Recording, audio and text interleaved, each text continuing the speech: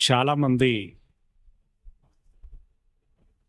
వారి వారి అభిప్రాయాలను వ్యక్తం చేయటం అనేటువంటిది జరుగుతున్నది. ఇలాంటి పరిస్థితులలో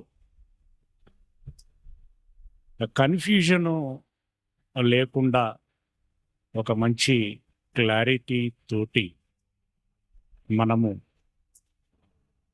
మన యొక్క ఆధ్యాత్మిక భక్తి జీవితాన్ని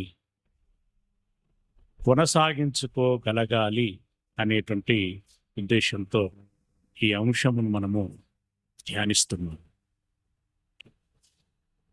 ప్రియులరా, యెహోవా అనేటువంటి ఒక హిబ్రూ పదము, దానికి తెలుగులో అర్థము ఏమిటి అని అంటే ఉన్నవాడు, అనగా ఆది అంతములు లేనివాడు, జనన మరణములు లేనటువంటి వాడు. ఇక ఎలోహీం అనేటువంటి హిబ్రూ పదమునకి దేవుడు అని అర్థం. ఉన్నవానికి దేవుడికి కొంత వ్యత్యాసం ఉంటుంది. ఉన్నవాడు అనంటే ఇక ఆయనే హోల్ అండ్ సోల్, ఆయనకు ముందు ఎవరు లేరు. ఆయనకు సమానమైనటువంటి వారెవరు లేరు.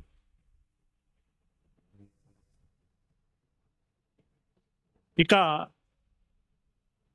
తండ్రి అయినటువంటి దేవుడు అంటే ఫాదర్ ఎలోహీం అని అన్నప్పుడు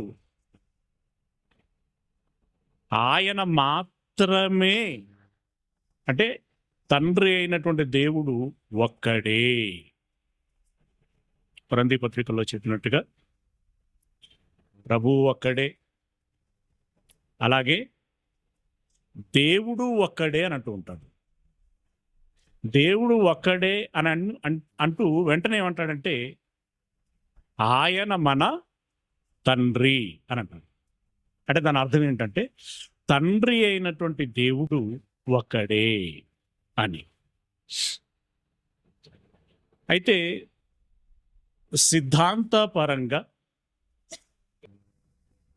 ఈ దేవుడు ఒక్కడే అనేటువంటి మాటను బట్టి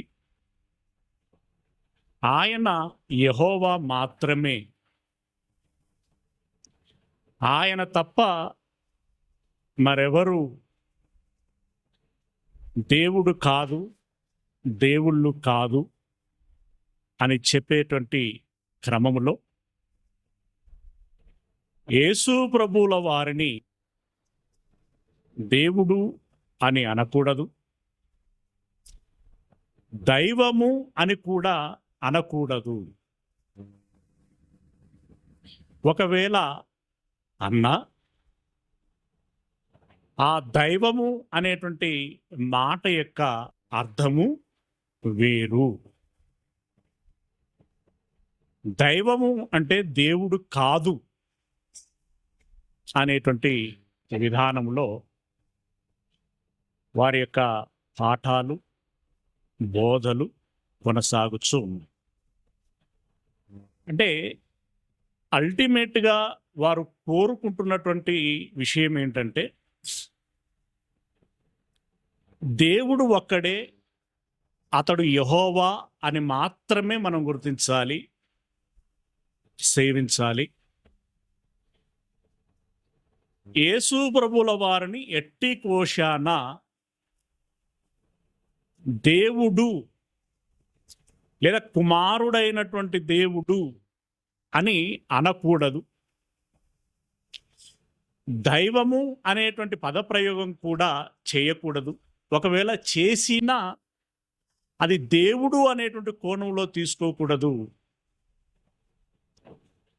ఆ దైవము అనేటువంటి మాట యొక్క అర్థం వేరు, బైబిలు దాన్ని తెలియచేస్తున్నది అని వారు వారి యొక్క అభిప్రాయాన్ని వ్యక్తం చేస్తున్నారు. అంటే వారి బాధల్లా అంటే కొంచెం మనం అర్థం చేసుకోవాల్సినటువంటి విషయం ఏంటంటే,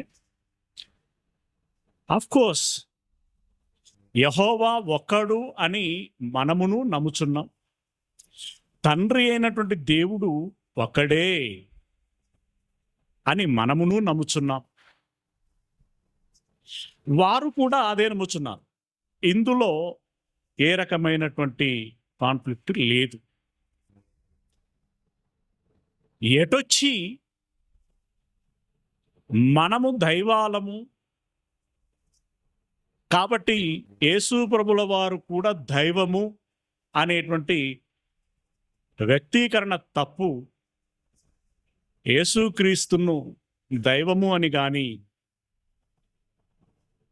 లేదా దేవుడు కుమారుడైనటువంటి దేవుడు అని కానీ వ్యక్తీకరించకూడదు అని చెప్పదలుచుకోవటం వాళ్ళ విషయం, వాళ్ళ ఉద్దేశం. అయితే దైవం కూడా అనకూడదు అనేటువంటి మాట ఎందుకంటున్నారు అనేటువంటి మాట ఇందాక చెప్పాను. ఆ దైవము అనేటువంటి మాట యొక్క అర్థం దేవుడు కాదు, దాని అర్థం మరొకటి ఉన్నది. ఆ కోణంలోనే మనం తీసుకోవాలి అని చెప్తున్నారు. మీరు పెద్దవారు, గౌరవనీయులు, కావలసినటువంటి వారు, అలాంటి వారు మాట్లాడిన తర్వాత మన బోటి వారము అవును అని అనాలే తప్ప కాదు అని అనకూడదు. అంటే వారు నొచ్చుకుంటారు. వారు నొచ్చుకుంటున్నారు అన్నప్పుడు మనకు కూడా కొంత నొప్పి కలుగుతుంది. వారి మీద మనకి గౌరవం ఉంది, ప్రేమ ఉంది, కలవాలని ఉంది, కలిసి పని చేయాలని ఉంది. కానీ వారు మనలను కలుపుకోవటానికి ఇష్టపడటం లేదు. ఎందుకు అనంటే కారణాలు పలు విధాలుగా ఉన్నాయి, ఉండొచ్చు, అయి ఉండొచ్చు.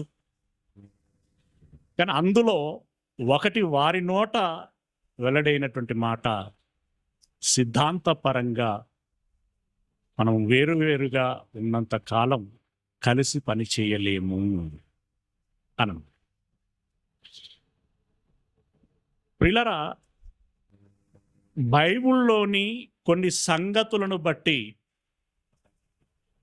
పెద్దలకి దూరమయ్యాను. అలాగే ఉన్నది ఉన్నట్లుగా నేరుగా చెప్పటం మూలంగా సహచరులకి, చిన్నవాళ్ళకి దూరమయ్యాను. ఇది ఈ ప్రాక్టికల్ లైఫ్లో ఒక విధంగా చెప్పాలి అనంటే ఏకాకిని అయిపోయాను. అయినా ఒకవేళ నేను తప్పు చేస్తున్నట్లయితే దేవుడు నా కళ్ళు తెరిపించాలి. లేదు ఒప్పే అయితే గనక ధైర్యమునిచ్చి ప్రోత్సాహాన్నిచ్చి నడిపించాలి. ఇకపోతే నేను చెబుతున్నటువంటి ఏ విషయమైనా పెద్దలకు చెబుతున్నాను, చిన్నవారికి కూడా చెబుతున్నాను. నేను వివరించేటువంటి వివరణలో వాక్యానుసారంగా తప్పు ఉన్నది అనంటే నాకు నేరుగా చెప్పండి అని అంటున్నాను.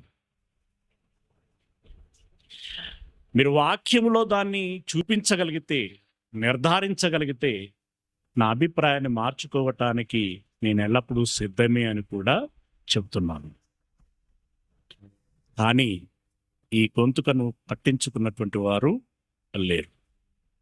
సరే, ఇప్పుడు వీటి విషయమై బైబిల్లో ఏమున్నది, అసలు దైవము అంటే ఏంటి, దైవాలు ఎవరు, ఏంటి అనేటువంటి విషయాన్ని ఆలోచించదు.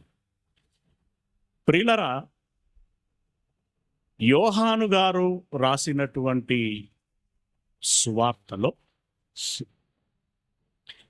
యేసు ప్రభుల వారు నేరుగా మాట్లాడినటువంటి మాటలను మనం చూస్తాం. అందులో ఒకటి, యేసు ప్రభుల వారు తన నోట అననటువంటి మాట అన్నాడు అన్నట్లుగా యూదులు ఆక్షేపణ చేయటం జరిగింది. ఆ విషయాన్ని వివరిస్తూ దానికి క్లారిటీ ఇస్తూనే, అయినా మీరు దాన్ని భూతద్దములో పెట్టి చూసి అదేదో తప్పు అన్నట్లుగా మాట్లాడటం ఏంటి? అసలు దేవుడు ఏం చెప్పాడు, నేనును ఏం చెబుతున్నాను అని ఒక వివరణ ఇచ్చాడు. అక్కడ సందర్భం బాగా అర్థం కావాలి. 10వ అధ్యాయము యోహాను సువార్త 33వ వచనం. యోహాను సువార్త 10వ అధ్యాయము 33వ వచనం. ప్రియులారా, మీకు కూడా నేను నోటీస్ చేస్తున్నాను, మీరు కూడా పరిశీలించాలి. నేను చెప్పేటువంటి దానిలో పొరపాటు ఉన్నట్లుగా మీకు అనిపిస్తే నిరభ్యంతరంగా మీరు నాతో మాట్లాడవచ్చు, అవసరమైతే చర్చించవచ్చు. ఓకే, ఏమంటున్నారు? 10వ అధ్యాయము 33వ వచనం. అందుకు యూదులు, నీవు మనుష్యుడవై ఉండి దేవుడనని చెప్పుకొనుచున్నావు. వాస్తవానికి యేసు ప్రభుల వారి నోట ఎప్పుడు కూడా తన పరిచయ వాక్యం ఎలా ఉంటుందంటే, నేను దేవుని కుమారుడను అని చెప్పుకోవటం కానీ, లేదా నా తండ్రి అయినటువంటి దేవుడు అని మాట్లాడటమే మనం చూస్తూ ఉంటాం. ఎక్కడ ఆయన నేరుగా నేను దేవుణ్ణి అని చెప్పుకోలేదు. ఇది రైట్. కానీ వీళ్ళు ఆక్షేపణ చేస్తున్నారు. ఆక్షేపణ చేసినప్పుడు, ఎందుకంటే పెద్దలకి, జ్ఞానులకి, మేధావులకి అనేక సంగతుల పట్ల అవగాహన ఉంటుంది కాబట్టి కొన్ని సంగతులని వారి మనస్సులోనే దాచుకుంటారు. సమయము, సందర్భము వచ్చినప్పుడు మాత్రమే వాటిని ఉత్తరిస్తారు. ఎందుకంటే కొన్ని మాటలు అర్థం చేయిస్తాయి, కొందరికి అపార్థము కలిగిస్తాయి. అలాంటి చోట మౌనముగా ఉండటం అనేటువంటిది జరుగుతూ ఉంటుంది సాధారణంగా.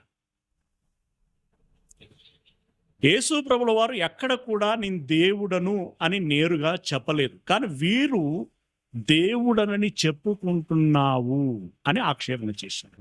అంటే యేసు ప్రభుల వారు పలు సందర్భాలలో మాట్లాడినటువంటి మాటలు వారికి నిజంగానే అలా అర్థమై ఉండాలి, లేదా కావాలని ఉద్దేశపూర్వకంగా ఒక నేరము, ఒక ఆక్షేపణ అతని మీద చేసి ఉండాలి. ఇప్పుడు వారు అన్నటువంటి మాటకి ఆయన వివరణ ఇస్తున్నాడు. ఇప్పుడు కిందేమంటున్నాడు? అందుకు యేసు, మీరు దైవములని నేను అంటినని మీ ధర్మశాస్త్రములో వ్రాయబడి ఉండలేదా అని అన్నాడు.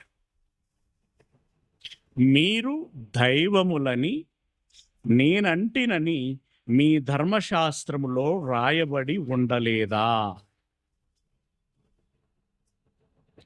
లేఖనము నిరర్థము కానేరదు కదా, నిరర్ధకము కానేరదు కదా.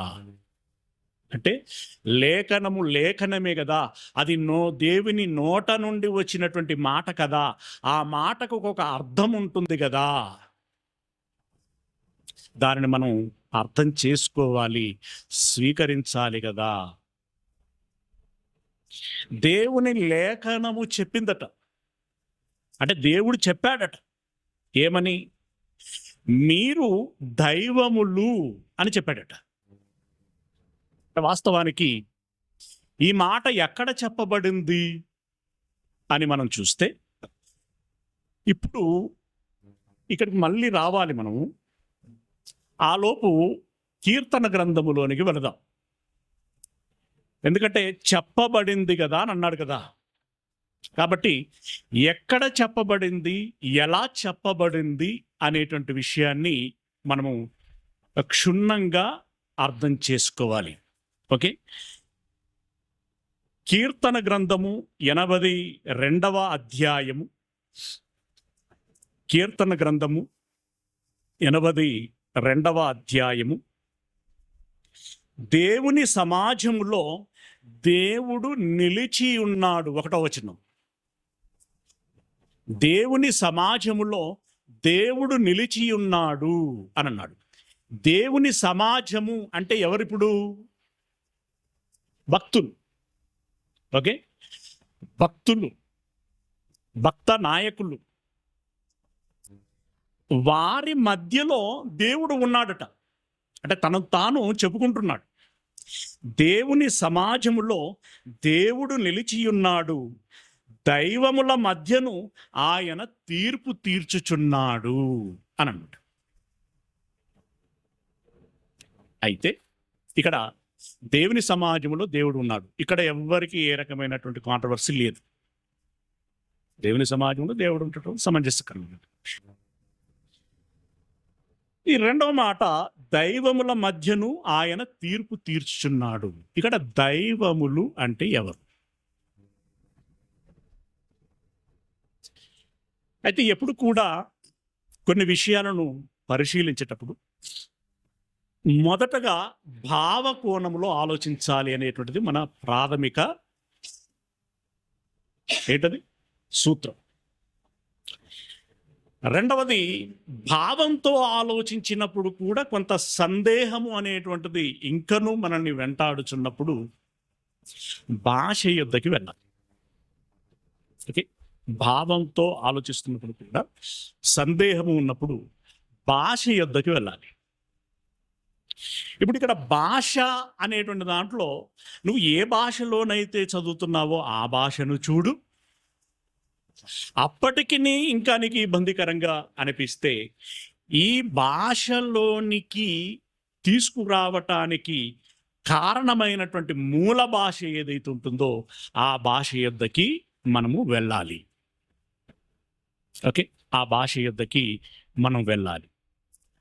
ఆ భాషలో ఇక్కడ దైవములు అని వ్రాయబడినటువంటి చోట ఏముంటుంది అని అంటే, నేను చూశాను, మీరు తర్వాత కూడా క్రాస్ చెక్ చేసుకోవచ్చు.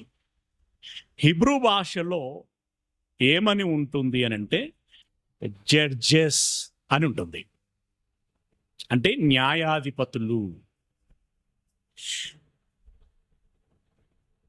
దేవుని సమాజంలో దేవుడు నిలిచి ఉన్నాడు, దైవముల మధ్యను ఆయన తీర్పు తీర్చుచున్నాడు అనంటే, ఇప్పుడు ఎవరి మధ్యలో ఉండి ఆయన తీర్పు తీర్చుచున్నాడు? న్యాయాధిపతుల మధ్యలో ఉండి ఆయన తీర్పు తీర్చుచున్నాడు. ఇది రైట్. దేవుడు న్యాయాధిపతులను పెట్టాడా? న్యాయాధిపతులను పెట్టి పరిపాలన చేశాడా అనంటే చేశాడు. బైబిల్లోని న్యాయాధిపతులందరి గురించి మనకు తెలిసిందే. మోషే గారు ఒక న్యాయాధిపతి. వాళ్ళ మామ ఒక సలహా ఇచ్చాడు, ఒక్కడివే ఎన్ని రోజులు ఈ కేసులు డీల్ చేస్తావు, నీకు సులభతరం కావటం కోసము సుప్రీంకోర్టు, హైకోర్టు, జిల్లా కోర్టు, ఈ కోర్టులను పెట్టి నీవు న్యాయములు తీర్చు, సులభంగా ఉంటుంది అని చెప్పాడు. ఆ మేరకి ఇప్పుడు ఏకకాలంలో న్యాయాధిపతి మాత్రమే కాకుండా న్యాయాధిపతులు ఉండటానికి అవకాశం ఉంటుంది. ఓకేనా? న్యాయాధిపతులు. మోషే తదనంతర కాలములో ప్రధాన యాజకుడు ప్రధాన న్యాయమూర్తి అయితే,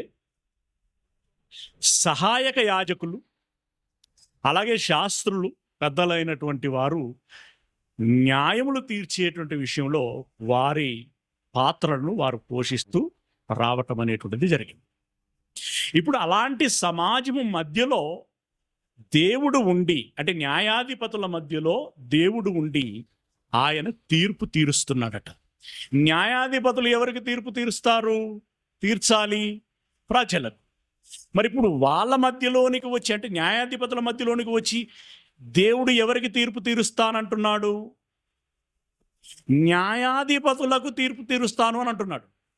ఎందుకు ఆ పరిస్థితి వచ్చిందంటే, న్యాయాధిపతులు న్యాయమైన తీర్పులు తీర్చటము లేదు గనుక. అది సందర్భం. అది ఓకే. దైవముల మధ్యను ఆయన తీర్పు తీర్చుచున్నాడు. ఎంతకాలము మీరు అన్యాయముగా తీర్పు తీర్చుదురు? ఎంతకాలము భక్తిహీనుల ఎడల పక్షపాతము చూపుదురు? పేదలకును తల్లిదండ్రులు లేని వారికి న్యాయము తీర్చండి. ప్రియులారా, తదనంతర కాలంలో రాజుల కాలం వచ్చిన తర్వాత రాజులు కూడా న్యాయాలను తీర్చారు, న్యాయాధిపతులుగా ఉన్నారు. వీళ్ళందరినీ దృష్టిలో పెట్టుకొని చెప్తున్నటువంటి మాట. ఇక్కడ ఎందుకు రావాల్సి వచ్చింది దేవుడు అంటే, వారు అన్యాయపు తీర్పులు తీరుస్తున్నారు. ఓకే, పక్షపాతము చూపుతున్నారు. మరొక దగ్గర ఉంటుంది, లంచములు పుచ్చుకొని న్యాయమును త్రిపివేయుదురు అని అన్నాడు. సామెతల గ్రంథంలో ఉంటుంది, న్యాయములు త్రిపివేయుదురు. ఎంత ఘోరం అది!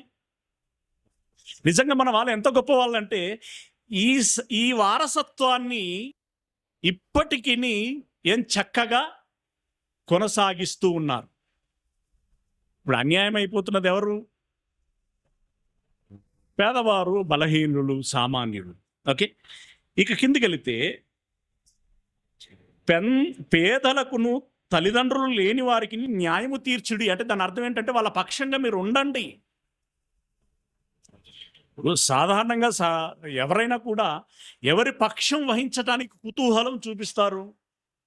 పేరున్న వారి పక్షంగా ఉండటానికి, పరపతి ఉన్నటువంటి వారి పక్షంగా ఉండేటువంటి వారికి, ఎవరు దండిగా ఇచ్చుకోగలరో వారి పక్షంగా ఉండటానికి ప్రయత్నం చేస్తూ వారి పక్షము వహించినప్పుడు ఆటోమేటిక్గా పేదలకి, సామాన్యులకి అన్యాయము చేస్తారు.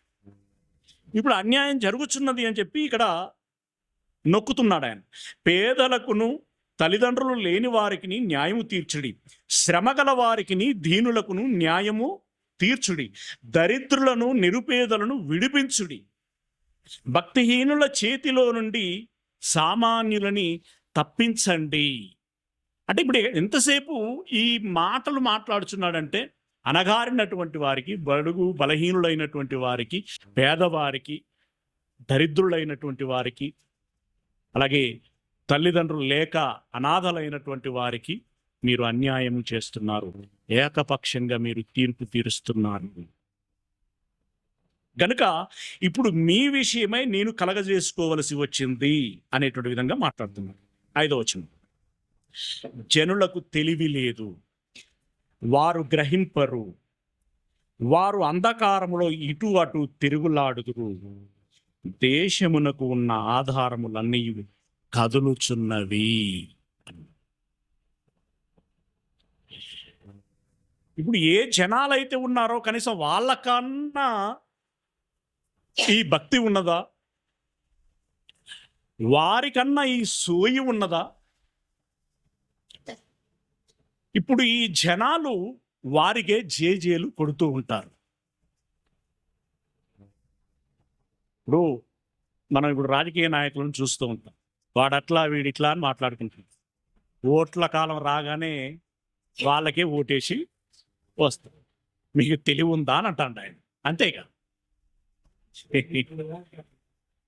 ఈ జనులకు తెలివి లేదు. మీరెన్నుకున్న అని రాజులను ఏర్పాటు చేసేటువంటి సమయంలో రీసెంట్గా ఒక పాఠం చెప్పుకున్నట్టున్నాం, రాజులకు ఉండాల్సినటువంటి అర్హతలు ఏంటి, ఆ రాజులు వస్తే మీకు ఏం చేస్తారు, మిమ్మల్ని ఏం చేస్తారు అనేటువంటి విషయం కూడా చెప్పాడు. ఇప్పుడు వీళ్ళను కలిపి మొత్తం యథా రాజా తదా ప్రజ. ఇప్పుడు ఈ దేశం ఇలా ఉండటానికి గల కారణం ఏంటంటే, ఒక వర్షంలో నాయకులు అని చెప్తూ ఉంటాం, ప్రభుత్వ పెద్దలు, అధికారులు, రాజకీయ నాయకులు, మంత్రులు, ఎమ్మెల్యేలు అని చెప్తూ ఉంటాం. మరొక కోణములో మాట్లాడుతున్నప్పుడు ప్రజలు ఎందుకంటే అలాంటి వారిని మీరు ఎన్నుకున్నారు. అలాంటి వారిని మీరు ఎన్నుకున్నారు, అలాంటి వారిని మీరు కోరుకున్నారు. మీరు డబ్బులు తీసుకుని ఓట్లు వేస్తున్నారు కాబట్టి డబ్బులు ఇచ్చినాం కదా అని చెప్పేసి ఇప్పుడు దోచుకుంటున్నారు. అడగడానికి నీకు అర్హత లేదు. ఇప్పుడు మీరు వారు తెలిసి అన్యాయం చేస్తున్నారు, మీకు తెలియక అన్యాయం చేస్తున్నారు, అంటే అమాయకంగా అన్యాయం చేస్తున్నారు. మొత్తానికి అందరూ అన్యాయమే చేస్తున్నారు. కనుక ఏమవుతున్నది అంటే దేశం అన్నాడు, భూమి అన్నాడు, దేశమునకు ఉన్నటువంటి ఆధారాలన్నీ కదులుచున్నాయి అని అన్నాడు. ఇప్పుడు ఎలినినో ఏం కదులుతున్నది? దేశము కాదు, దేశములు కదులుచున్నాయి.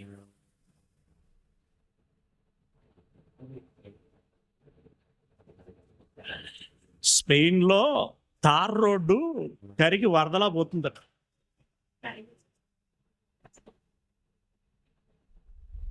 చెప్పులు వేసుకుంటే ఇలా సాగుతున్నాయి. వెహికల్స్లో టైర్లు కరిగిపోతున్నాయి. ప్లాస్టిక్ అంతా కరిగిపోతున్నది. వెహికల్కు ఉండేటువంటి ప్లాస్టిక్ అంతా కరిగిపోతుంది. ఒకవైపు అధిక ఉష్ణం, ఒకవైపు అధిక శీతలం, ఒకవైపు అనావృష్టి, మరొక వైపు అతివృష్టి. ఏమండి?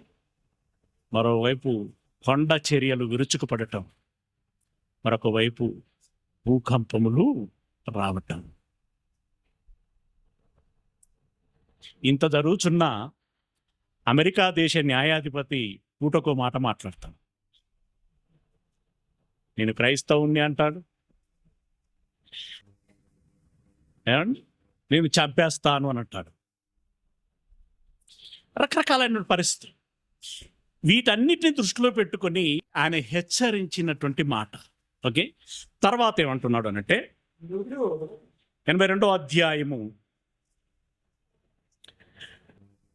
5వ వచనం పూర్తయిందా? జనులకు తెలివి లేదు, వారు గ్రహింపరు, వారు అంధకారములో ఇటు అటు తిరుగులాడుదురు, దేశమునకున్న ఆధారములన్నీ కదులుచున్నవి. ఇప్పుడు 6వ వచనం. ఇక్కడ ఈ 6వ వచనములో హిబ్రూ భాషను మనం చూసినట్టయితే దేవుడు అంటున్నాడు అని ఉంటుంది అక్కడ. ఓకే, దేవుడు అంటున్నాడు. యాక్చువల్గా ఇక్కడ మనకు ఒక గీత గీశాడు కదా, దాని అర్థం అదే. చిన్న హైపన్ ఉంది కదా, దాని అర్థం ఏంటంటే ఇవి చాలా సందర్భాలలో దేవుడు మాట్లాడినప్పుడు కానీ, యేసుప్రభుల వారు మాట్లాడినప్పుడు కానీ ఈ హైపన్ ఉంటుంది. ఓకేనా? రైట్. ఇప్పుడు ఇక్కడ దేవుడు మాట్లాడుచున్నాడు. ఏమని మాట్లాడుచున్నాడు? మీరు దైవములనియు. ఎవరు? యాక్చువల్గా మీ పొజిషన్ ఏంటిరా? మీకు సోయిందా? మీకు తెలివి ఉందా? ప్రజలను అంటున్నాడు, అతి ముఖ్యంగా న్యాయాధిపతులను అంటున్నాడు. అతి ముఖ్యంగా, ఎందుకంటే అతి ముఖ్యంగా అని ఎందుకంటున్నాం అంటే లేఖనాలు వాళ్ళకి బాగా తెలుసు కాబట్టి. ఓకే, దేవుని వాక్యం వారికి తెలుసు కాబట్టి ఇప్పుడు వారిని ఉద్దేశించి అంటున్నాడు. ఏమంటున్నాడంటే మీరు దైవములనియు అన్నప్పుడు మీరు ఎలా ఉండాలి అనేది దాని అర్థం అన్నమాట. అసలు ఏంద్రా మీరు జంతువుల వల్ల ప్రవర్తిస్తున్నారు? ఆ మాట అనలేదు కానీ అలా మనం ఒడుక్కోవలసి ఉంటుంది, అనలైజ్ చేసుకోవాల్సి ఉంటుంది. అప్పుడప్పుడు మనిషివా పశువారా అని అంటాం కదా. అంటే దాని అర్థం ఏంటి? నిజంగా ఇప్పుడు పశువేనా? కాదు. ఈ మనిషి అనేటువంటి క్యారెక్టర్ యొక్క గొప్పతనం ఏంటో తెలిసి రావటానికి పశువు అనేటువంటి పదప్రయోగము చేస్తాం. కుక్కల వలె అనేటువంటి పోలిక చెప్పడం జరుగుతుంది. కుక్క తన వాంతికి తిరిగినట్లు. ఆ నక్కతో చెప్పు అని అంటాడు. నిజంగా అతడు నక్కనా? కాదు. ఆ నక్క యొక్క క్యారెక్టర్ ఎలాగనైతే ఉంటుందో వీళ్ళ యొక్క క్యారెక్టర్ అలా ఉంటుంది అని దాని అర్థం. ఇప్పుడు ఇక్కడ అసలు మీరు ఎందుకు ఇలా దిగజారుచున్నారు, ఎందుకు ఇలా అన్యాయం చేస్తున్నారు అసలు మీరు ఎవరో తెలుసా? మీరు దైవములు అని అన్నారు. ఇప్పుడు పైన 1వ వచనంలో దైవములు అని ఉన్న చోట హిబ్రూ భాషలో ఏ పదం వాడబడింది అని చెప్పాం? దైవములు అన్నప్పుడు జడ్జెస్ లేదా న్యాయాధిపతులు అని దాని అర్థం. కానీ అదే హిబ్రూ బైబిల్లో ఈ 6వ వచనంలో దేవుడు చెప్పినటువంటి ఈ మాటలో మీరు దైవములనియు అని ఉన్న చోట ఎలోహీం అని ఉంటుంది. ఎలోహీం. ఎలోహీం అనేటువంటి మాటకు తెలుగు అర్థం ఏంటి? దేవుడు లేదా దైవము అంత అర్థం. అయ్యా 1వ వచనంలో మీరు చెప్పింది సమంజసకరమే, నిజమే, ఏకీభవిస్తున్నాం. కానీ 6వ వచనంలో ఉన్నటువంటి మాట మీరు చెప్పింది నిజం కాదు.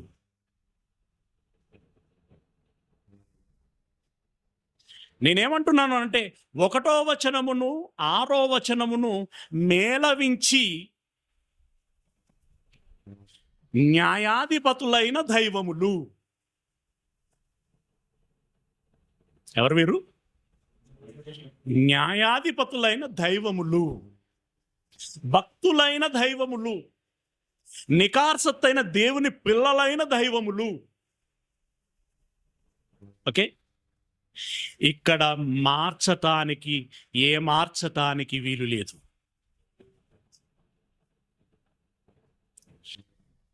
నువ్వు హిబ్రూ వర్షన్ తీసుకుంటావా, ఇంగ్లీష్ వర్షన్ తీసుకుంటావా,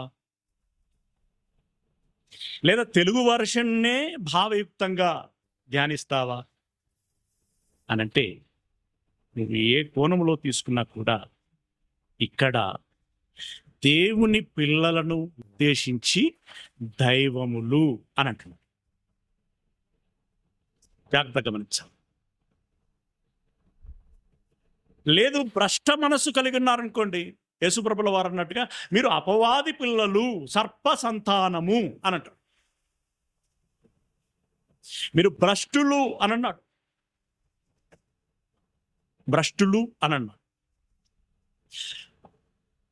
భ్రష్టులు అని వాడినట్టుగా ఇప్పుడు ఇక్కడ ఏమని వాడుతున్నాడు? దైవములు అని వాడుచున్నాడు. దేవుడే నేరుగా చెప్పినటువంటి మాట, మీరు దైవములనియు మీరందరూ సర్వోన్నతుని కుమారులనియు నేనే, ఇంకెవరో చెబితే కాదు, నేనే సెలవిచ్చి ఉన్నాను అని అన్నాడు. ఈ మాట మనకి స్పష్టంగా ఏం చెప్తున్నది? మీరు దైవములు అని అన్నాడు. కింద ఇంకొన్ని వచనాలు ఉన్నాయి. ఇక మీకు అది సందర్భం అర్థమైంది కాబట్టి ఇక్కడికి సరిపోతుంది అన్నమాట. ఎక్కడ ఏమన్నాడు? మీరు ఒకసారి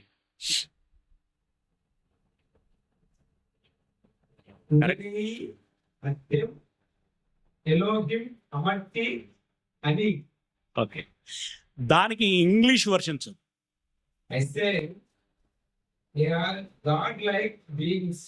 and all of you sons of the most high. అంటే ఏమన్నట్టు దాని అర్థం? మీరందరూ మళ్ళీ చదువు, ఇంగ్లీష్ వర్షన్ మళ్ళీ చదువు. యు ఆర్ అంటే ఏమని అన్నట్టు దాని అర్థం? మీరు దేవుని పిల్లలైనటువంటి సర్వోన్నతుడైనటువంటి దేవుని పిల్లలు అన్నమాట. ఈ మొదటి సెంటెన్స్లో చాలా చక్కగా చెప్పబడింది. ఏమని చెప్పబడింది? మళ్ళీ you are god like beings అంటే మీరు దైవములై ఉన్నారు, దేవుళ్ళై ఉన్నారు అని చక్కగా స్పష్టంగా చెప్పాడు. ఓకే, ఇప్పుడు ఈ మాటను యోహాను సువార్తలో యేసు ప్రభుల వారు మాట్లాడినటువంటి మాట అందుకు యేసు, మీరు దైవములని మీరు దైవములని నేను అంటినని రాయబడి ఉండలేదా? మీ ధర్మశాస్త్రములో వ్రాయబడి ఉండలేదా అని అన్నాడు. మీరు దైవములని నేనంటినని ఆల్రెడీ ధర్మశాస్త్రంలో వ్రాయబడి ఉండలేదా? జాగ్రత్తగా ఇక్కడ దాన్ని ఎలా చెబుతున్నాడు అనేటువంటి విధానాన్ని మీరు గమనించాలి. యేసు అంటున్నాడు, మీరు దైవములని నేనంటినని మీ ధర్మశాస్త్రంలో వ్రాయబడి ఉండలేదా అంటే ఇక్కడ యేసు అన్నట్టు కాదు, యెహోవా అన్నాడు అని ఆ రాయబడి ఉన్నటువంటి దాన్ని మీరు చదవలేదా అని యేసు ప్రభుల వారు ఆ రెఫరెన్స్ను అక్కడ ఉన్నటువంటి విషయాన్ని ఎత్తి మాట్లాడుతున్నాడు, కోడ్ చేస్తున్నాడు. రైట్, కోడ్ చేస్తున్నాడు. ఓకే, మాట్లాడి మరి ఇంతకీ అందరినీ దైవములు అందామా అని అంటే అక్కడ చిన్న లిటికేషన్ పెట్టాడు. లిటికేషన్ మీన్స్ అక్కడ ఎవరికి ఆ యోగ్యత ఉందో చెప్తున్నాడు. ఏమని చెప్తున్నాడు? నిరర్థకము కానేరదు. లేఖనము నిరర్ధకము కానేరదు కదా, వాక్యం ఎవరికి వచ్చెనో దేవుని వాక్యము ఎవరికి వచ్చెనో అదే దైవములని చెప్పిన ఎడల వారే దైవములని చెప్పిన ఎడలా, దేవుని వాక్యం ఎవరికి వచ్చెనో వారు దైవములు అని అన్నాడు. అది కానీ వారు న్యాయాధిపతులు అనలేదు. అయితే అఫ్కోర్స్ ఇక్కడ మనం గమనించాల్సినటువంటి విషయం ఏంటంటే, నేను ఆల్రెడీ చెప్పాను, న్యాయాధిపతులైన దేవుళ్ళు అని. ఇప్పుడు దైవములైనటువంటి వారికి తీర్పు తీర్చగలిగేటువంటి అధికారం ఉంటుంది. కొరింథీ పత్రికలో చెప్పినట్టుగా, మీరు పరిశుద్ధులు, మీరు లోకమునకు తీర్పు తీర్చువారై ఉన్నారని మీరు అరగరా? మీరు దేవదూతలకు తీర్పు తీర్చవలసి ఉన్నది. అంత గొప్పవారైనటువంటి మీరు ఈ చిన్ని సంగతుల గురించి ఎందుకు తర్జనపడుతున్నారు? అన్యజనుల యొద్దకు తీర్పు తీర్చండి అని మీరు ఎందుకు వెళుతున్నారు అని చెప్పేసి అక్కడ అంటూ ఉంటాడు. అంటే ఫస్ట్ వీరు దేవుళ్ళు, ఆ తదుపరి న్యాయాధిపతులు. కాదు అనట్లేదు, న్యాయాధిపతులు కాదు అనట్లేదు, న్యాయాధిపతులు. కానీ ఎవరు న్యాయాధిపతులు అనంటే దైవములైనటువంటి వారే న్యాయాధిపతులు అవుతారు. అందరూ ఎవరు? మరి దైవములు ఎవరు కాగలుగుతారు అనంటే దేవుని వాక్యము ఎవరిలోనైతే నిండుగా ఉంటుందో, ఆ వాక్యములోని గుణగణాలు లక్షణాలు ఎవరిలోనైతే ఇముడుతాయో, కలిగి ఉంటారో వారు దైవములు. It is very clear. ఇప్పుడు పోనీ ఇక్కడ యేసు ప్రభుల వారు మాట్లాడినటువంటి ఈ 2 వచనాలలో ఇక్కడ ఏముందో చూడొకసారి. గ్రీక్ వర్షన్ అక్కడ కూడా ఏమని ఉంటుంది అని అంటే దైవములు అని ఉంటుంది. కొన్ని ఇంగ్లీష్ వర్షన్ త్వరగా తీయగలరు కదా? ఇంగ్లీష్ వర్షన్ చదవండి. They called them gods. to whom the word of God came. ఎవరికైతే వాక్యం వచ్చిందో వారు దైవములు అని అంటున్నాడు. 34 వచనంలో ఏముంది? You are gods. I say you are gods. దేవుడు చెప్పాడు ఏమనంటే మీరు దైవములు అని అన్నాడు. అయితే ఇక్కడ మనం దేనికి దానికి సెపరేట్ చేసుకోవాలి. ఇప్పుడు కీర్తన గ్రంథం 82వ అధ్యాయం 1వ వచనములో ఉన్నట్టుగా అక్కడ న్యాయాధిపతులు అనేటువంటిది నిజం. అలాగే 6వ వచనములో దైవములు అని ఉన్నటువంటి మాట నిజం. అది నిజమే, ఇది నిజమే అన్నప్పుడు వీరిని ఎలా మాట్లాడుకోవాలి? న్యాయాధిపతులైనటువంటి దేవుళ్ళు లేదా దేవుళ్ళైన న్యాయాధిపతులు. ఇది వెరీ క్లియర్, ఇందులో సమస్య ఏమీ లేదు. ఇప్పుడు నిజంగా వీళ్ళని దేవుళ్ళు అని అనొచ్చా? అంత స్థాయి వీళ్ళకు ఉందా? ఆ పదప్రయోగం సమంజసకరమేనా అనంటే జాగ్రత్తగా మనం గమనించాలి. ఉన్నవాడు అనేటువంటి పాత్రకు సరిసాటి అయినటువంటిది మరొకటి లేదు. ఓకే, తండ్రి అయినటువంటి దేవుడు అనేటువంటి మాటకు పాత్రకు సరి సమానమైనటువంటిది మరొకటి లేదు. Okay, it is very clear. ఇక్కడ మనకు భేషజాలు లేవు. దేవుడు అన్నటువంటి ఆ మాట దగ్గర మాత్రమే ఒక సమస్య వస్తున్నది అర్థం చేసుకునేటువంటి క్రమంలో. దేవుడు ఒక్కడే కదా, అలాంటప్పుడు యేసుక్రీస్తు దేవుడు అని ఎలా అంటారు, మనమందరము దైవాలమే అని ఎలా అంటారు అనేటువంటిది ఇక్కడ వస్తున్నటువంటి సమస్య. దేవుడు మన పోలిక చొప్పున నరులను చేయుదుము అని అన్నాడు. మన పోలిక దేవుని పోలికనా? అంత సీన్ ఉందా మనకి? అంటే ఉన్నదని ఆయనే చెబుతున్నాడు మనకి. కాబట్టి ఉన్నది అని మనం గర్వపడాలి, ఉన్నది అని చెప్పి మనం అతిశయించాలి. కాకపోతే దాన్ని నిలబెట్టుకోవాలి. ఓకే, దాన్ని నిలబెట్టుకోవాలి. మనం క్రిందటి పాఠాలలో చదువుకున్నట్టుగా కీర్తనల గ్రంథము 8వ అధ్యాయము 4వ వచనంలో నుండి మనం చూసినట్టయితే, కీర్తన గ్రంథం 8వ అధ్యాయం 4వ వచనం, నీవు మనుష్యుణ్ణి జ్ఞాపకం చేసుకొనుటకు వాడు ఏపాటివాడు, నీవు నరపుత్రుణ్ణి దర్శించుటకు వాడు ఏపాటివాడు. అక్కడ ఏపాటివాడు అని చెప్పి మళ్ళీ వెంటనే ఏమన్నాడు, దేవుని కంటే కొంచెం తక్కువ వానిగా చేసి ఉన్నావు, మహిమా ప్రభావములతో వారికి కిరీటము దయచేసి ఉన్నావు. ఏమిటా కిరీటం? ఏంటి ఆ మహిమ? ఏంటి ఆ కిరీటం? నీ చేతి పనుల మీద వానికి అధికారము ఇచ్చి ఉన్నావు అని అన్నాడు. అంటే ఇప్పుడు దైవములు అన్నాడు దేవుడు, దేవుని కంటే కొంచెం తక్కువ వారు అని అన్నాడు.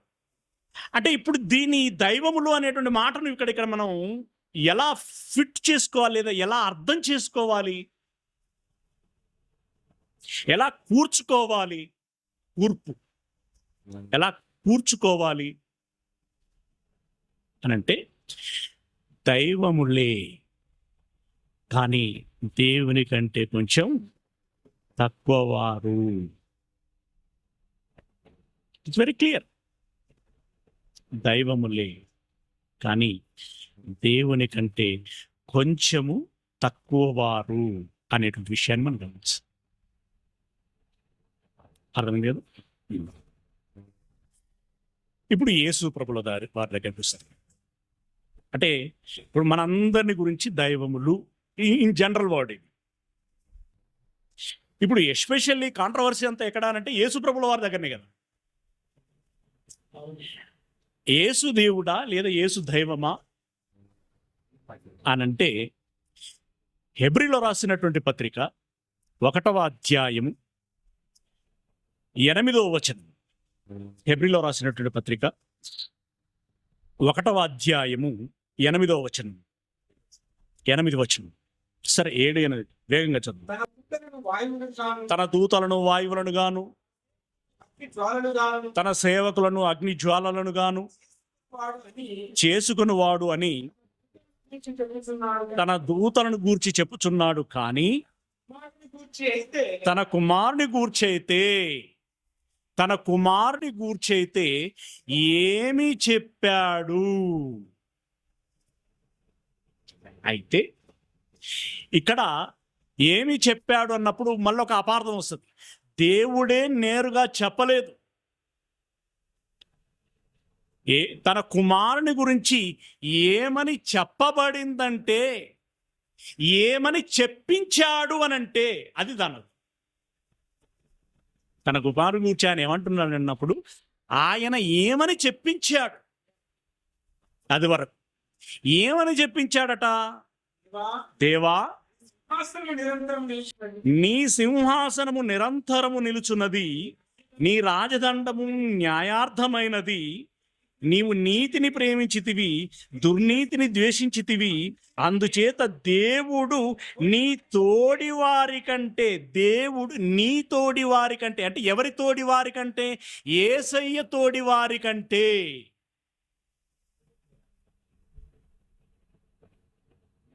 యేసు దేవుని కుమారుడు, మనము దేవుని పిల్లలమే కదా. ఇలా ఆలోచించినప్పుడు నీ తోడి వారి కంటే నిన్ను హెచ్చించున్నట్లుగా ఆనంద తైలముతో అభిషేకించెను. అంటే ఇది ప్రత్యేకంగా ఎవరిని గురించి చెప్పబడుతున్నది?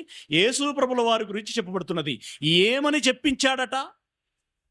ఏమని చెప్పించాడట? దేవా అని చెప్పించాడు. దేవా నీ సింహాసనము నిరంతరము ఉండును అని చెప్పించాడట. అంటే యేసు ప్రభువుల వారిని దేవా అని సంబోధింపజేయించాడు అన్నట్టు. దేవా అనంటే దైవమా, అంతే కదా, దైవమా. ఇంతకీ ఇది ఎక్కడ చెప్పించాడు? ఎలోహీం అంటే ఏంటి దాని అర్థం? పోనీ ఇప్పుడు ఇంగ్లీష్లో చేసి వెంటనే ఉన్నదాన్నే. But unto the Son he says, the throne, O God, oh God, హా, is forever and ever. ఓ దేవా. ఎవరిని ఉద్దేశించి చెప్పినటువంటి మాట ఇది? ఇంతకీ ఎవరితో చెప్పించాడు దేవుడు ఈ మాట? అదే కదా, ఎవరితో చెప్పించాడు అనంటే గాయకులైనటువంటి కోరహు కుమారుల చేత చెప్పించాడు. కోరహు కుమారులు చెప్పారు. కీర్తన గ్రంథము 45వ అధ్యాయము 6వ వచనం. కీర్తనల గ్రంథము 45వ అధ్యాయము 6వ వచనం. దేవా, దేవా, నిరంతరము నిలిచును. అసలు ఈ సందర్భం అంతా కూడా మీరు మిగిలిన రెఫరెన్స్లను దృష్టిలో పెట్టుకున్నా కూడా యేసు ప్రభువుల వారిని ఉద్దేశించే ఒక ప్రవచనాత్మకమైనటువంటి మాట లాగా మనకు కనపడుతుంటుంది. అంటే ఈ రాజుగా ఉంటాడని, రాజదండం ఆయన చేతిలో ఉంటుందని ఈ వర్షన్ని మాట్లాడుకుంటూ వస్తాడు. ఏమండి, 1వ వచనం మనం చూసినట్లయితే, ఒక దివ్యమైన సంగతితో నా హృదయం బహుగా ఉప్పొంగుచున్నది, నేను రాజును గూర్చి రచించిన దానిని పలికెదను. ఇప్పుడు ఏ రాజు ఇక్కడ అంటే యేసు అనేటువంటి రాజును గురించి మాట్లాడుకుంటూ వస్తున్నాడు. ఇదంత సందర్భం మీరు తర్వాత చదువుకోవాలి. ఇప్పుడు 6వ వచనంలో చూస్తే ఆ కోరహు కుమారులు అంటున్నారు. ఎవరిని ఉద్దేశించి అంటున్నారు అని అంటే చాలా చక్కగా ఉంటుంది ఇక్కడ, చాలా బెటర్గా, అంటే హెబ్రీలో కంటే ఇక్కడ బాగుంటుంది. ఇక్కడ ఏమంటున్నాడు? కోరహు కుమారులు ఏమంటున్నారు అని అంటే యేసుప్రభుల వారిని ఉద్దేశించి, దేవా నీ సింహాసనము నిరంతరము నిలుచును, నీ రాజదండము న్యాయార్థమైన దండము, నీవు నీతిని ప్రేమించి భక్తిహీనతను ద్వేషించుచున్నావు, కావున దేవుడు నీ దేవుడే. ఎవరి దేవుడు? ఇప్పుడు దేవుణ్ణి ఉద్దేశించి అంటే దేవుడు నీ దేవుడే అని మళ్ళీ దేవునితో అనడు. అర్థమవుతుందా? ఈ దేవుడే. ఇది ఎలా ఉంటుంది అంటే దావీదుతో మాట్లాడిన సందర్భంలో, దావీదు గురించి యేసుప్రభుల వారు మాట్లాడినటువంటి సందర్భంలో, ప్రభు నా ప్రభువుతో చెప్పాను అని దావీదు చెప్పలేదా అన్నట్టుగా ఉంటుంది. యేసుదేవా దేవుడు, నీ దేవుడే. అది ఎంత బాగుందంటే, యేసుదేవా దేవుడు, నీ దేవుడే. ఇప్పుడు ఎవరు దేవుడు? ఎవరు నీ దేవుడు? ఎవరు దేవా? దేవా అంటే అర్థం ఏంది అసలు? ఎలోహిమేనా? అక్కడ కూడా అట్నే ఉందని ఉందా? చదివినవా? గట్టిగా అనుకంత శ్రోతలకు వినపడుతుంది, సరిపోతుంది. ఓకే, దేవుడు నీ దేవుడే, నీ చెలికాండ్ర కంటే హెచ్చగున్నట్లుగా నిన్ను ఆనంద తైలముతో ఎవరిగా? మెస్సియాగా ఉండులాగున. అభిషిక్తుడు. అయిపోయి వెరీ క్లియర్. నా బాధ ఏంటంటే వారు ఎంత బాధపడుచున్నారంటే యేసును ఎట్టకేలకు దైవము అనకూడదు అని వారు తీవ్రమైన ప్రయత్నం చేస్తూ పెద్ద పొరపాటు చేస్తున్నారు. ఒక ఆల్రెడీ ఒక స్టేట్మెంట్ ఇచ్చేశారు కదా, కొన్ని సంవత్సరాలుగా ఆ వర్షన్ని చెప్తున్నారు కాబట్టి దాన్ని బలపరచాలి అని అంటే ఈ దైవము కాదది, దైవము అనే చోట న్యాయాధిపతులు అని ఉంది, దాని న్యాయాధిపతులు అని తీసుకోవాలి తప్ప దైవము అని తీసుకోకూడదు అనేటువంటి వర్షంలో మాట్లాడుతున్నాం. అవునయ్యా, అవునండి. న్యాయాధిపతులు అని ఉన్న చోట న్యాయాధిపతులనే తీసుకోవాలి, దైవము అని ఉన్న చోట దైవము అని తీసుకోవాలి. నిజమే, ఇక్కడ కీర్తన గ్రంథం 82వ అధ్యాయం 1వ వచనములో దైవముల మధ్య అనున్న చోట ఎస్, మీరు చెప్పింది అబ్సల్యూట్లీ రైట్, అది న్యాయాధిపతులు. కానీ 6వ వచనం కాదండి, అది దైవము. అలాగే హెబ్రీ పత్రికలో చెప్పినటువంటిది దేవా, అలాగే కీర్తన గ్రంథంలో చెప్పినటువంటిది దేవా. అది యేసు ప్రభుల వారిని ఉద్దేశించి చెప్పినటువంటి మాట. మళ్ళీ ఇంకా దీనికి ఏదో అలా ఇలా పెట్టే ప్రయత్నం చేయకండి దయచేసి.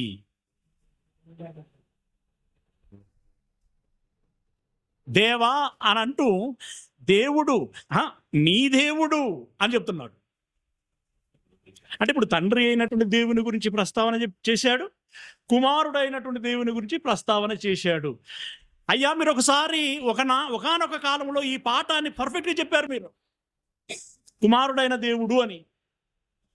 ఈరోజు నాకు జ్ఞానోదయం అయింది గనుక నేను ఆ అభిప్రాయాన్ని మార్చుకుంటున్నానని చెప్పేసి నా చిన్న నోట అంత పెద్ద మాట మిమ్మల్ని అనజాలలేకపోతున్నాను. దయచేసి ఏ జ్ఞానోదయం అయింది మీకు? ఓకే, ఇక ఓకే, ఇది ఆన్సర్ వచ్చేసింది వెరీ క్లియర్గా, ఇందులో డౌట్ ఏం లేదు. అయితే ఇక్కడ మీరు కొంత మెలిక పెడుతూ ఇప్పుడు న్యాయాధిపతులు అని అది మాత్రమే అని చెప్పి ముద్రించటం కోసం, స్టాంపు సీల్ వేయటం కోసం కొన్ని సందర్భాలని తీశారు. అది ఎక్కడ అంటే ఇప్పుడు న్యాయాధిపతులు అంటే అప్పుడు మోషే కాలం నాటి నుండి ఉంది కదా, ఆ సందర్భంలో న్యాయాధిపతులను ఏమన్నాడు అని చెప్పేసి కొన్ని రెఫరెన్స్ను చూపించేటువంటి ప్రయత్నం చేశారు. నిర్గమకాండము 21వ అధ్యాయము, నిర్గమకాండము 21వ అధ్యాయము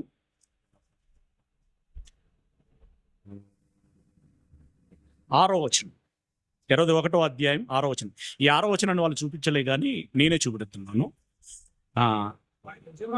వాని యజమానుడు అంటే ఇక్కడ ఏంటి అని అంటే నేరస్తులు, అన్యాయస్తులు వారి వారి సమస్యలని ఎవరి యొద్దకు తీసుకురావాలంటే, ఎక్కడ న్యాయం తీర్చుకోవాలంటే అని చెప్తున్నట్టు సందర్భం ఇది. ఓకే, ఏం చేయాలి?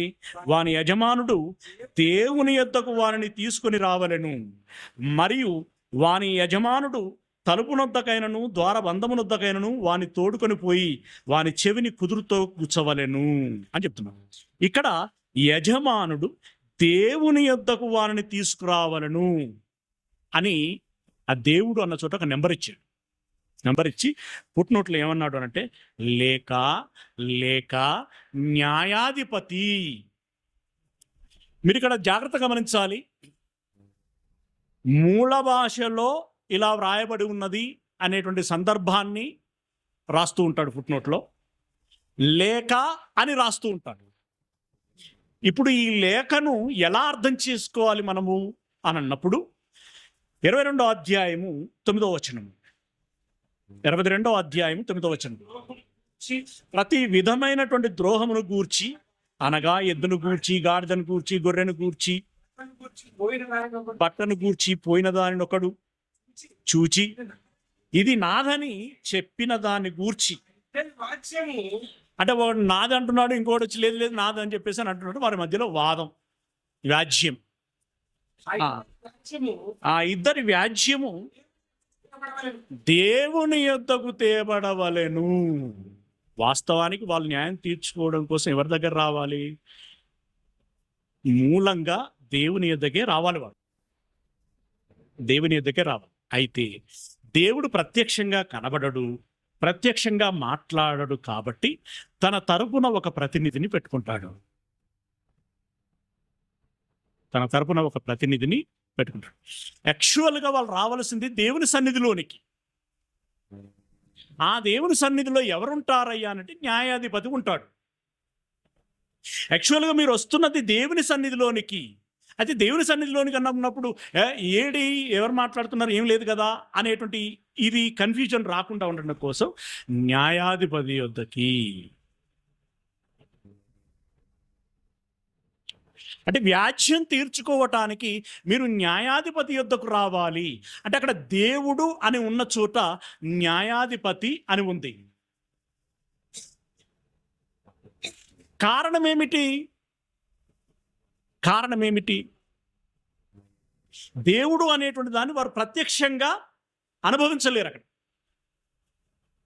అంటే ప్రత్యక్షంగా డీల్ చేయలేరు అక్కడ. డీల్ అనే పదం కరెక్ట్ కాదు. ఆ న్యాయము అనేటువంటి విచారణ దేవుని స్వరముతోటే నేరుగా చేసుకోలేరు, విచారణ చేయించుకోలేరు. కాబట్టి అక్కడ సంభాషించగలిగేటువంటి వ్యక్తి ఉండాలి. ఆ వ్యక్తి స్థానమే న్యాయాధిపతి. అంటే నువ్వు దేవుని యొద్దకు వస్తున్నావు అంటే న్యాయాధిపతి యొద్దకు వస్తున్నావు. అలా చెప్పడం కంటే ఇలా చెప్తే బాగుంటుంది. ఎలా? నువ్వు న్యాయాధిపతి యొద్దకు వస్తున్నావు అనంటే దేవుని సన్నిధికి వస్తున్నావు. న్యాయాధిపతి యొద్దకు వస్తున్నావంటే దేవుని సన్నిధికి వస్తున్నావు అనే మాటను చెప్పడం కోసము దేవుడు అని పెట్టి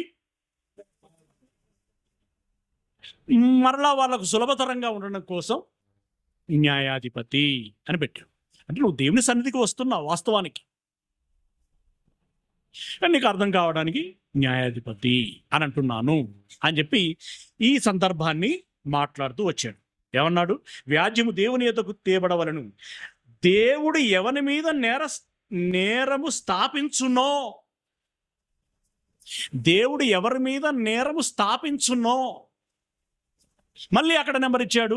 మళ్ళీ అక్కడ ఏమన్నాడు? న్యాయాధిపతి. ఇప్పుడు మీరు ఒక సందర్భాన్ని గమనించారు. అంటే బాగా ప్రొలాంగ్ అయిపోతుంది, బట్ అక్కడ ఆ రెఫరెన్స్లో అంత దూరం వెళ్ళలేకపోతున్నాను. ఆ రోజు అహరోను కాలం నాటి నుండి అతనికి ఒక నిలువుటంగి ఉండేటువంటిది. దాని మీద రకరకాలైనటువంటి ఆభరణాలను ధరింపచేసేటువంటి వారు. ఈ చెస్ట్ మీద 2 పలకలు ఉంచేటువంటి వారు. ఏమండి? ఒక పలక పేరు ఊరీము, మరొక పలక పేరు తమ్మీము. తమ్మీము. ఓకే.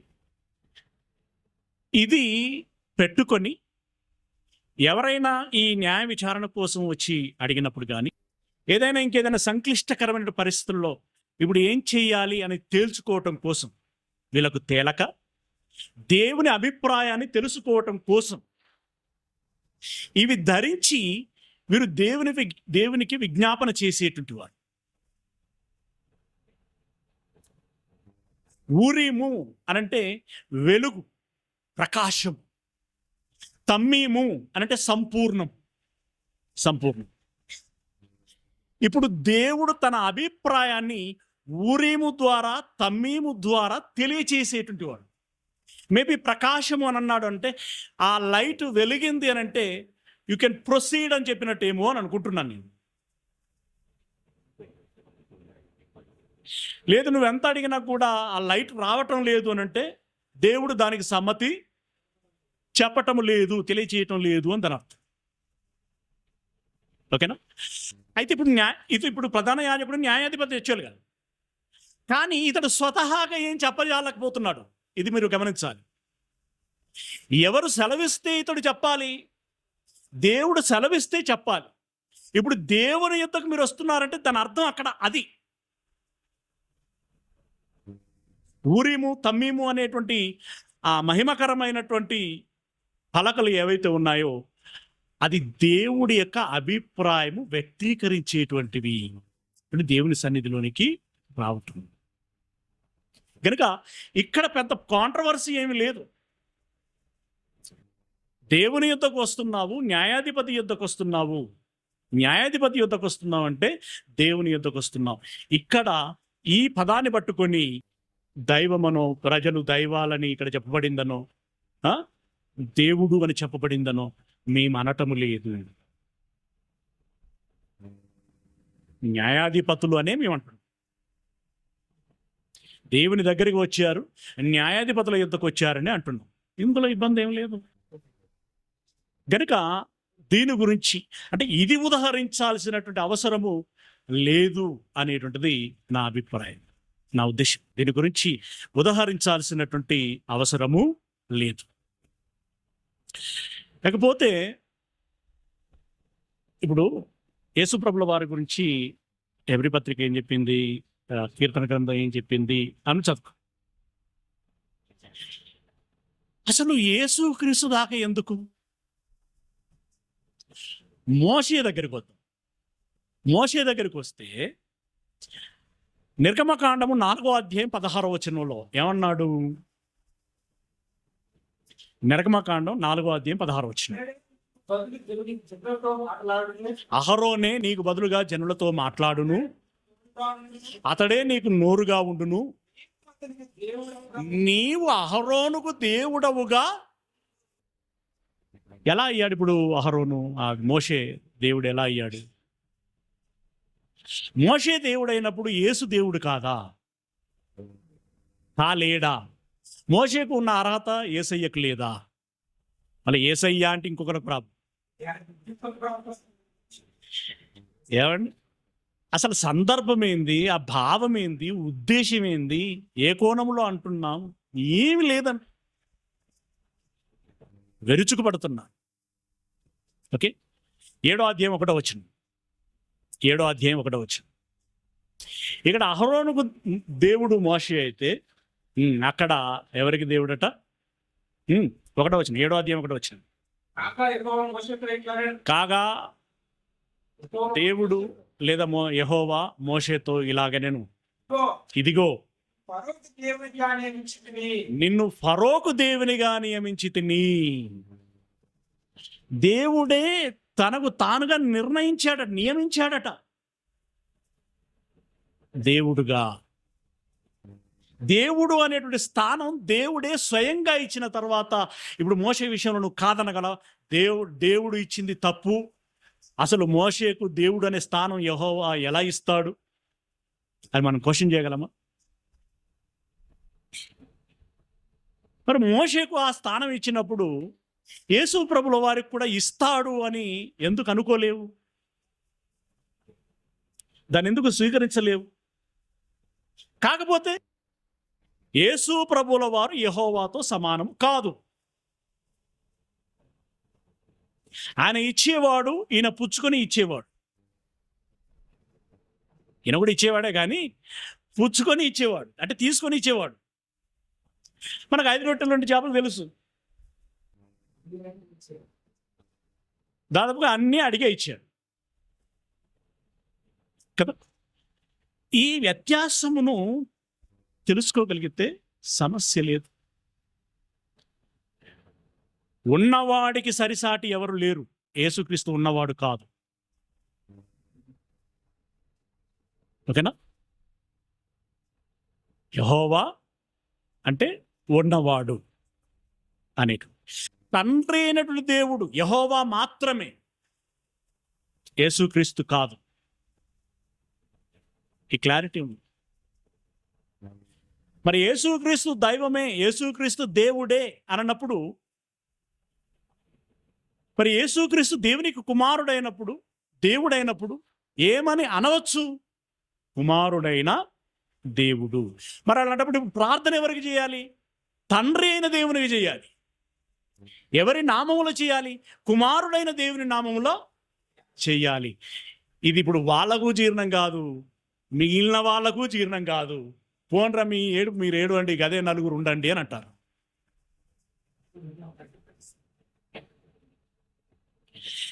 గుంపు పెంచుకోవటం కోసం అందరి వంత పాడదామా? ఏమండి, సత్యం మాత్రమే చేపట్టి కొనసాగుదామా? కొన్నిసార్లు మీకు కూడా నిరాసక్తి రావచ్చు. ఏంది అన్నతోటి ఈగలతో చెప్పుకున్నట్టుగా. ఉమ్? మీకు కూడా ఒక ఆప్షన్ ఇచ్చాను కదా, ఇది అయిపోయిన తర్వాత నన్ను కూర్చుని పెట్టి రౌండ్ టేబుల్ సమావేశం పెట్టి ఏంది నీ సంగతి ఏం చెప్తానో అని అడగచ్చు. Okay, right. ఇప్పుడు నేను కొన్ని కంపారిజన్స్ ఇస్తాను. ఏంటి కంపారిజన్స్ అంటే, దేవుడు ఉన్నవాడు, టకటక రాసుకునే వాళ్ళు రాసుకోవచ్చు. ఇటు మధ్యలో ఒక గీత గీసుకొని లెఫ్ట్ రైట్, లెఫ్ట్ దేవుడు, రైట్ యేసుక్రీస్తు పెట్టుకొని ఉన్నవాడు, ఇది దేవునికి ఉన్నటువంటి ఆ నిజమైనటువంటి స్వభావం, నిజ స్వభావం. ఓకే, ఉన్నవాడు. యేసు ప్రభుల వారి విషయంలో ఇలాంటి పదప్రయోగం చేయాలంటే ఏమని చేయొచ్చు అనంటే, జీవించువాడను అన్నాడు. జీవించువాడను, రైట్. దేవుడి విషయంలో సృష్టికర్త. యేసు ప్రభుల వారి విషయంలో కలిగి ఉన్నది ఏది ఆయన లేకుండా కలగలేదు, లేదా ప్రధాన శిల్పి. ఓకేనా. దేవుడి విషయంలో ప్రభువు, యేసు ప్రభుల వారు కూడా ప్రభువు. అట్లెట్లయితాడు? ఆయన పెద్ద ప్రభువు, ఈయన చిన్న ప్రభు అయినప్పుడు, కరెక్ట్, ఎగ్జాక్ట్లీ, సందర్భం కరెక్ట్. ఆయన పెద్ద ప్రభువు, ఈయన చిన్న ప్రభు అయినప్పుడు, ఆయన పెద్ద దేవుడు, ఈయన చిన్న దేవుడు అని చెప్పి, అంటే తండ్రి అయిన దేవుడు, కుమారుడైన దేవుడు అని ఎలా అనగలవు? మరి చిన్న దేవుడు, కుమారుడైన దేవుడు అని అంటే, మరి ఇప్పుడు ఈయనకు ఆరాధన చేయాలా, ఈయనకే ప్రార్థన చేయాలంటే నో నో, నెవర్. అది యేసుక్రీస్తే చెప్పలేదు, వద్దన్నాడు. ఆయనకు మాత్రమే విన్నపించుకోవాలి, ఆయనకు మాత్రమే ప్రార్థన చేయాలి అని అంటాం, ఆయనను మాత్రమే ఆరాధించాలి అని. అంటే ఇంత క్లారిటీ ఉన్న తర్వాత మీకు ఎందుకయ్యే సమస్య? ఓకే, ప్రభువు ప్రభువు, తర్వాత రాజు రాజు, యెహోవా రాజు, యేసుక్రీస్తు రాజు, పెద్దరాజు. అరే ఇక్కడ సమస్యలు రావట్లేదే. తర్వాత రక్షకుడు, రక్షకుడైన యెహోవా, రక్షకుడైన యేసుక్రీస్తు. న్యాయాధిపతి, న్యాయాధిపతి అయినటువంటి యెహోవా, అలాగే న్యాయాధిపతి అయినటువంటి యేసుక్రీస్తు. నీతిమంతుడు, నీతిమంతుడు, ఇలా ప్యారలల్గా చాలా పదాలు ఉంటాయి వాళ్ళకి. ఇక్కడ అన్నిట్లలో ఏకీభవిస్తున్నారు. ఆయన ఈ ఉన్నవాడు, జీవించువాడు అనేటువంటి ఒక విషయం పక్కకు పెడితే, సృష్టికర్త సృష్టికర్త, it's okay. Prabhu Prabhu, right, all right. Raju Raju, okay, ఇది కరెక్టే. రక్షకుడు రక్షకుడు, ఇది కరెక్టే. న్యాయాధిపతి న్యాయాధిపతి, ఇది కరెక్టే. నీతిమంతుడు నీతిమంతుడు, ఇది కరెక్టే. దేవుడు దైవము, నో నో, ఇది మాత్రం కాదు. ఇక్కడ ప్రభువు ప్రభువు అన్న చోట ఏ భావంతో నువ్వు స్వీకరించగలుగుతున్నావు? ఏ అర్థంతో దాన్ని స్వీకరించగలుగుతున్నావు? అది నువ్వు పట్టుకుంటే, దేవుడు దైవము అన్న చోట ఏ భావంతో దాన్ని స్వీకరించాలి అనేటువంటి విషయం నీకు అర్థమవుతుంది. అతి తేలికగా అర్థమైపోతుంది. ఆ కోణంలో చూడాలి. లేదండి పెద్దగైపోతుంది, కానీ చెప్పక తప్పదు.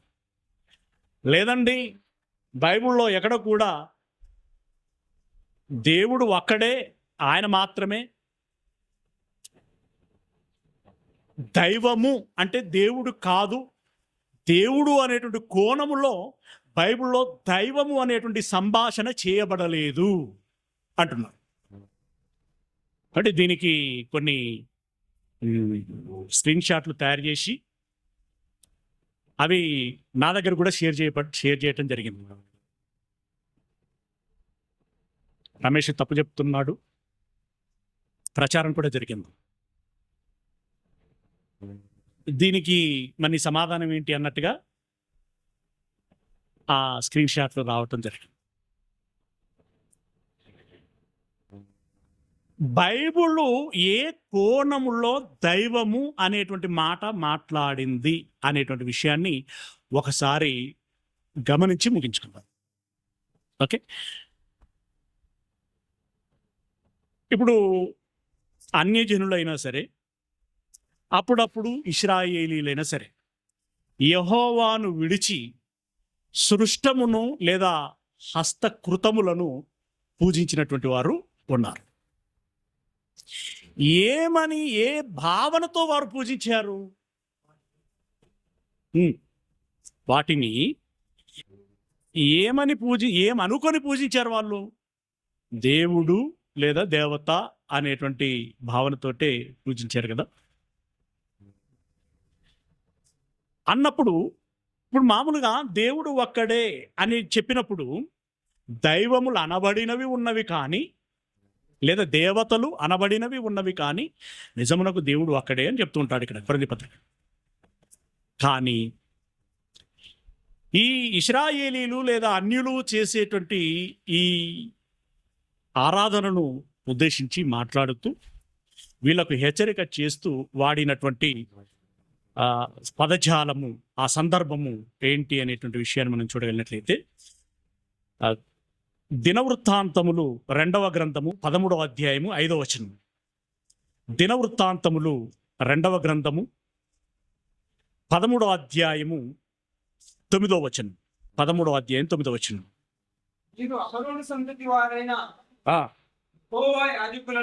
మీరు అహరోను సంతతి వారైన యెహోవా యాజకులను లేవీలను త్రోసివేసి అన్య దేశముల జనులు చేయనట్లు మీ కొరకు యాజకులను నియమించుకుంటుంది కదా.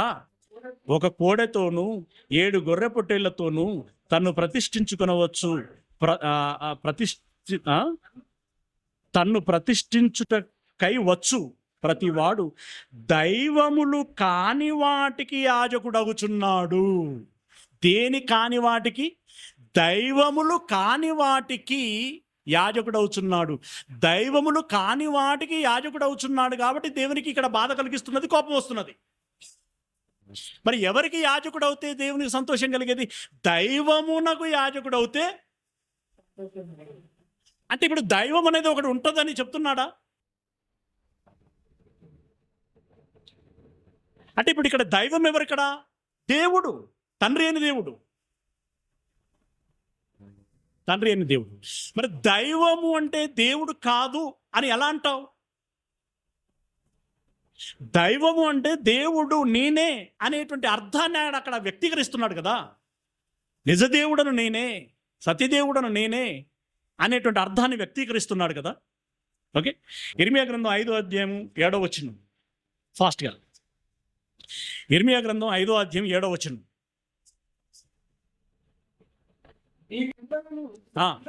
నీ పిల్లలు నన్ను విడిచి దైవము కాని వాటితోడని చేయుచున్నారు కాబట్టి ఇక్కడ బాధ, సమస్య. కానీ దైవము పేరట ఓకే. అలాగే 16వ అధ్యాయం 20వ వచనం, అదే పుస్తకం 16వ అధ్యాయం 20వ వచనం. నరులు తమకు దేవతలను కల్పించుకుందురా, అయినను అవి దైవములు కావు. మరి ఎవరయ్యా దైవములు అంటే? నేను.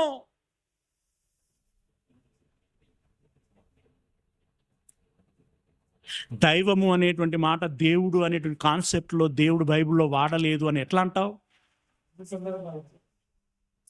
చివరగా హోషేయ గ్రంథం 8వ అధ్యాయం 6వ వచనం.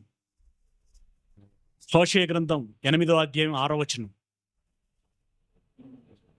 అది ఇశ్రాయేలు వారి చేతి పనియే కదా.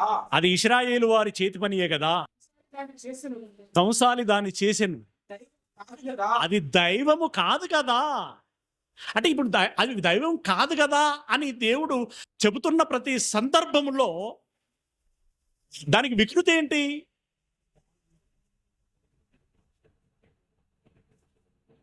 ఏమండి, దానికి పరోక్ష అర్థం ఏంటి? నేనే దైవము అని చెప్పు. కనుక దైవము అనేటువంటి మాట బైబిల్ వాడింది, దేవుడు వాడాడు. అది దేవుణ్ణి ఉద్దేశించే వాడాడు. దైవము అంటే దేవుడు అనే అర్థంలోనే వాడాడు. కనుక మీరు దైవములని నేనంటినని మీరు ఎరగరా అనంటే, మనము కూడా దేవుని పిల్లలము, దేవుళ్ళము. కానీ దేవునితో సమానము కాదు. It is very clear. ఇప్పుడు మన టైటిల్ ఏంటి? అవునా? దైవాలు దేవుళ్ళేనా? దైవాలు దేవుళ్ళే, కానీ ఆరాధింపబడేవా దేవుళ్ళు మాత్రం కాదు. ఉన్నవాడితో సమానం కాదు. ప్రియులారా, దేవుడు, యేసుక్రీస్తు, పరిశుద్ధాత్ముడు, ఇంకా భక్తులందరూ ఉన్నారు. వాక్యమును ఎవరైతే నేర్చుకున్నారో, వాక్యానుసారంగా ఎవరైతే జీవిస్తారో వారందరూ దేవుళ్ళు. ఈ సర్టిఫికెట్ ఎవరు ఇవ్వాలి అంటే మళ్ళీ మనం ఇచ్చుకుంటే కుదరదు, దేవుడే మరి. ఓకేనా? God bless you. అర్థమైంది అనుకుంటా.